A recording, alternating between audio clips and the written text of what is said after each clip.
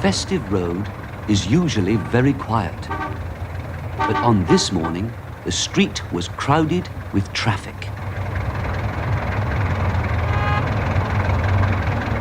At number 52, Mr. Benn looked out of his window at all the traffic. "What's going on?" he asked a man. "The main road is being repaired, and it's the rush hour," said the man. "All the traffic has to come this way." Mr. Benn went back inside and sat down to watch television.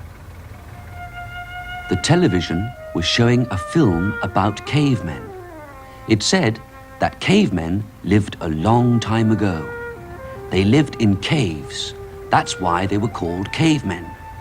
They dressed in furs and worked with tools made out of stone. Mr. Benn was interested in the program, but the traffic outside was so noisy he couldn't really hear the television. "I must get away from all this noise," he said. And he thought about the special costume shop that he knew, the shop that adventures could start from. "That's the place to go," he smiled.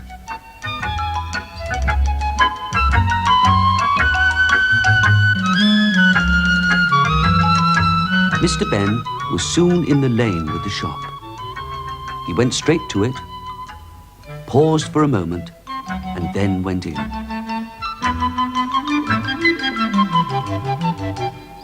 He waited inside the shop looking at the costumes. "Something away from cars," he thought.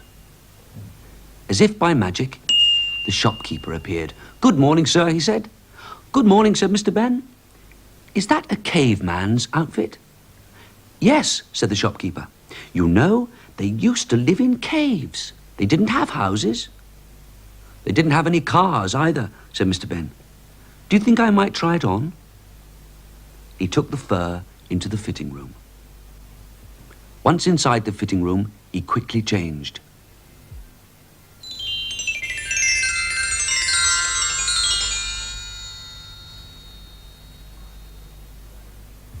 He smiled at the furry Mr. Benn in the mirror, and then went through the door that could lead to an adventure.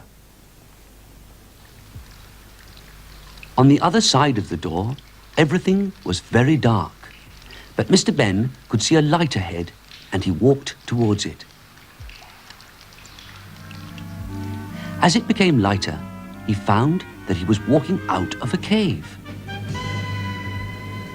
In front of him were other caves and lots of people dressed in furs.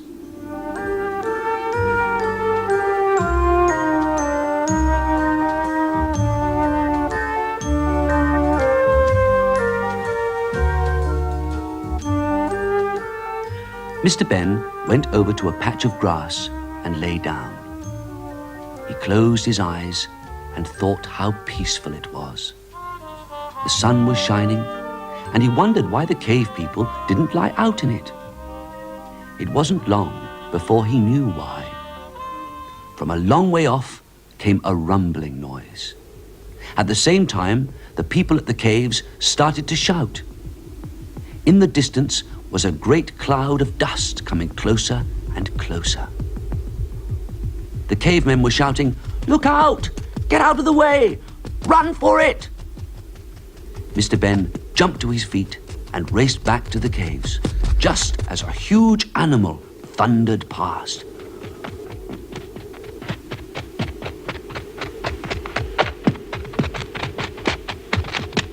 "Golly," said Mr. Benn. "What was that?" "A dinosaur," said a man. "Every morning, the dinosaurs and other animals rush past here on their way to get the best feeding places. And now, in the evening, they race back to get the best places to sleep.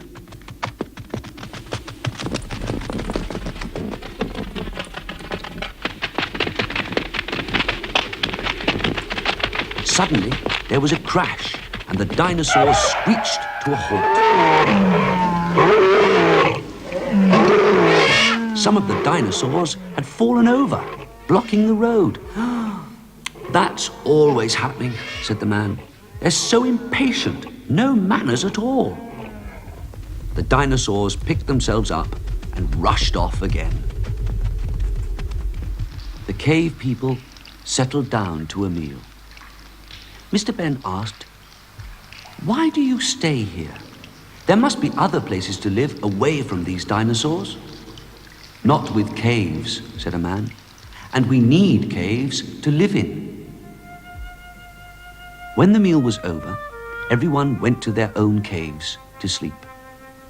And Mr. Benn settled himself under a pile of furs for the night.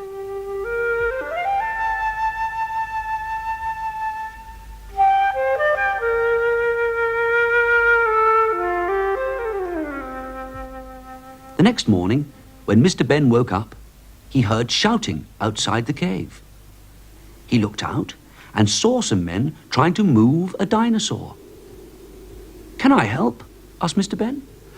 "This often happens," explained a man. "An animal just parks here to sleep and blocks a cave entrance so that people can't get out. Help us push it out of the way, will you?"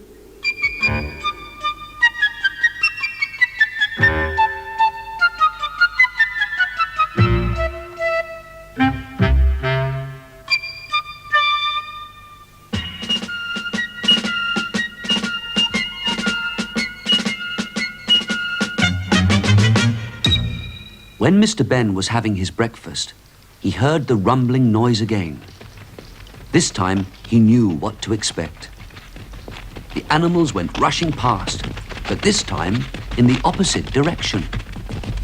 When all the dinosaurs had gone, Mr. Benn asked if they could go for a walk to get away from the dust. "Yes, we'll all go," said the others, "and show you around. You have to be careful crossing the dinosaur road. The dinosaurs don't mean any harm, but they're clumsy.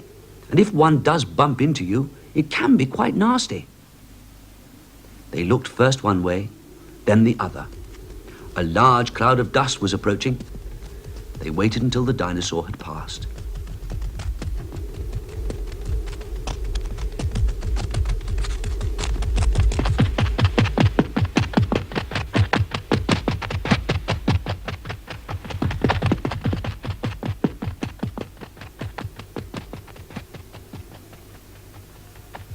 This time when they looked, the road was clear, so they crossed.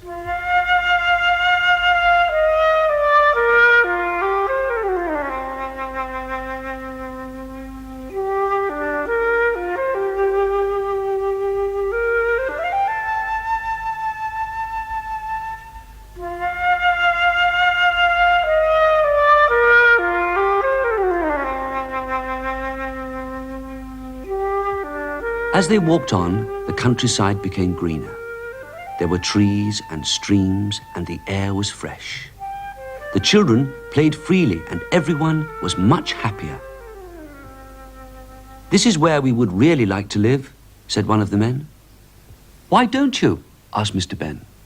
"Because there are no caves, silly," the man laughed. "We'll build some, or at least something that will do instead," said Mr. Benn. "I'll show you how to build stone huts. First, we'll need a lot of very large stones."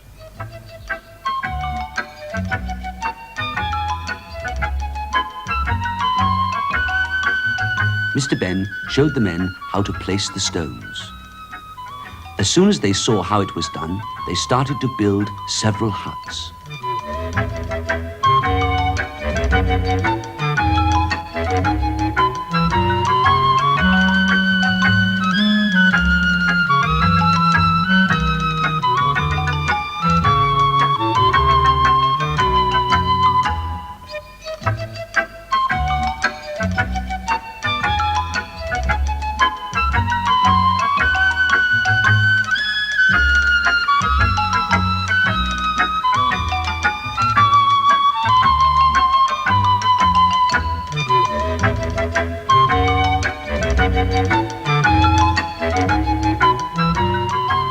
When the walls were finished, Mr. Benn took the men into the woods to get some branches for the roofs.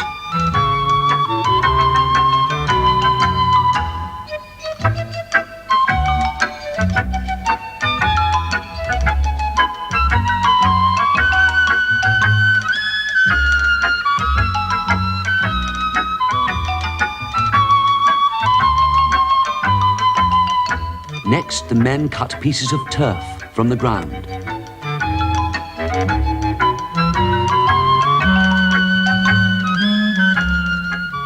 Then they laid the turf on the branches, and the huts were complete.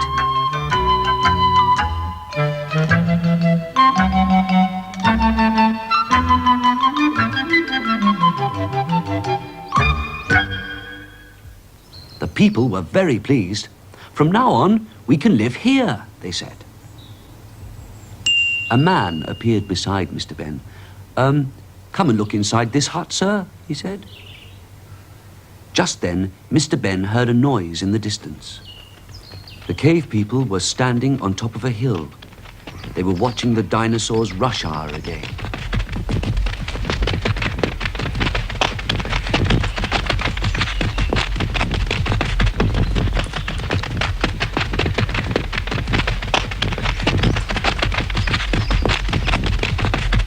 After the dinosaurs had gone, Mr. Benn went into the hut, and just as he had expected, found himself back in the changing room of the shop. He took a last look at himself in the mirror and then changed back into his own clothes.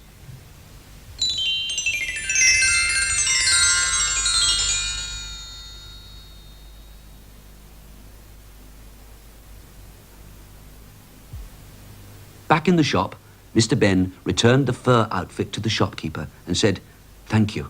Thank you very much." "Thank you, sir," said the shopkeeper. "We look forward to seeing you again." As Mr. Benn waved goodbye from the door, he said, "I look forward to seeing you again. Goodbye." Mr. Benn walked back home along Festive Road, which was still filled with cars and lorries. Somehow they looked different now, thought Mr. Benn, and for a moment he imagined they all looked like dinosaurs.